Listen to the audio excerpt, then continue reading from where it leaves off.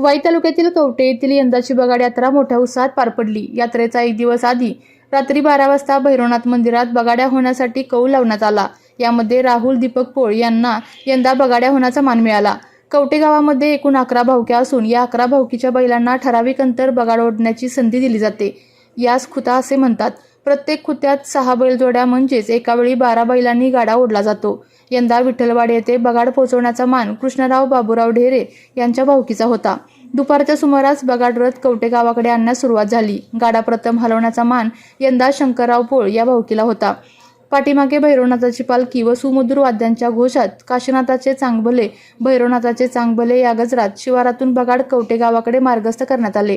यामध्ये ठराविक अंतरानंतर बगाडाच्या शिडाच्या 5 प्रदक्षिणा पूर्ण करण्यात येत होत्या। यामुळे अनिष्ट टळते असे मानले जाते। रात्री 7 वाजण्याच्या दरम्यान बगाड यात्रा कवठे गावात येऊन निर्विघ्न पार पडली। बगाड्यास भैरवनाथ मंदिरात नेऊन त्याच्या हस्ते विधिवत भैरवनाथाची पूजा करण्यात आली व भैरवनाथ जोगेश्वरी विवाह सोहळा पार पडला।